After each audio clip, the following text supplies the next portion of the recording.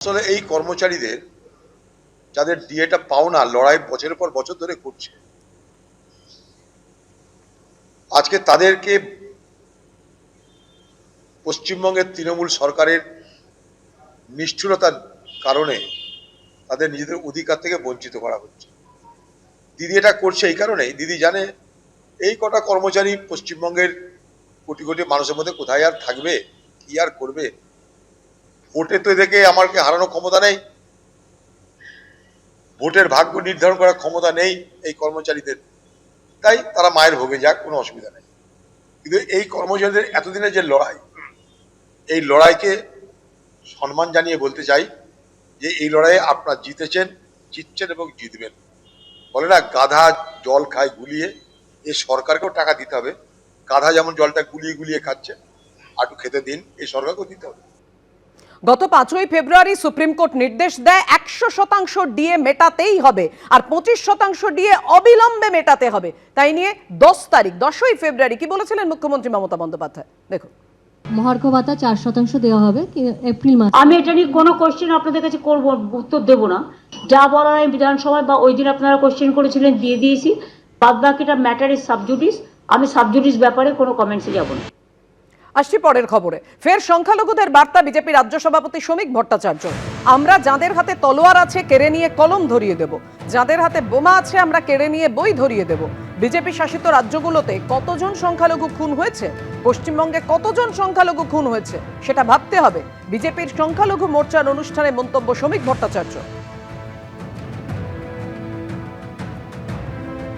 আমরা যাদের হাতে তরোয়াল আছে সেটা কেড়ে নিয়ে তাদের হাতে কলম ধরিয়ে দেব, যাদের হাতে বোমা আছে বোমার পরিবর্তে আমরা তাদের হাতে বই তুলে দেব।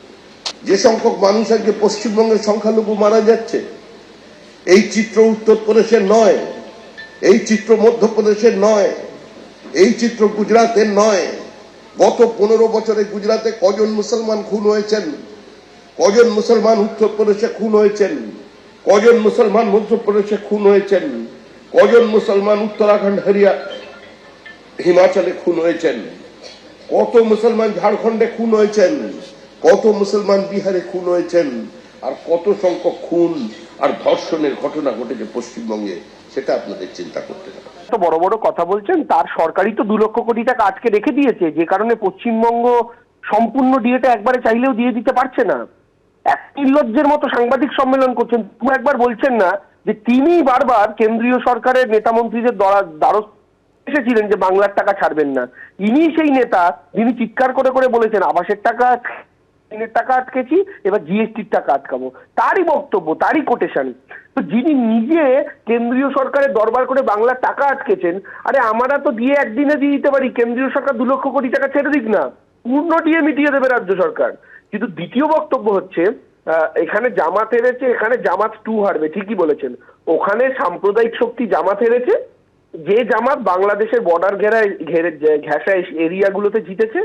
পশ্চিমবঙ্গের মাটিতেও যে জামাতের ভাইরা ভাই সাম্প্রদায়িক শক্তি ভারতীয় জনতা পার্টি, যারাও ঠিক পশ্চিমবঙ্গের ভারতবর্ষের বর্ডার লাগোয়া এলাকাগুলোতেই যেতেন, তারা ঠিক সেই জামাতেরই ভাইরা ভাই প্রমাণিত তো, কারণ দুটো শক্তি বর্ডার লাগোয়া এলাকাতে যেতে।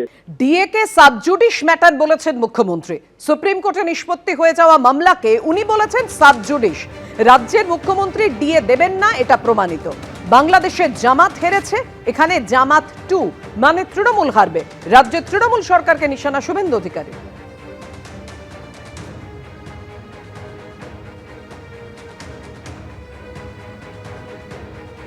সেখানে কেউ একজন প্রশ্ন করেছিলেন ডিএর কি হবে, মার্চে যে 25% দিয়ে দিতে হবে, মানে 10,400 কোটি টাকা। তখন উনি বলেছিলেন এটা নিয়ে আমি কোনো কথা বলবো না, উঠতে উঠতে চেয়ার ছেড়ে উঠেই পড়েছিলেন। It's a sub judice matter.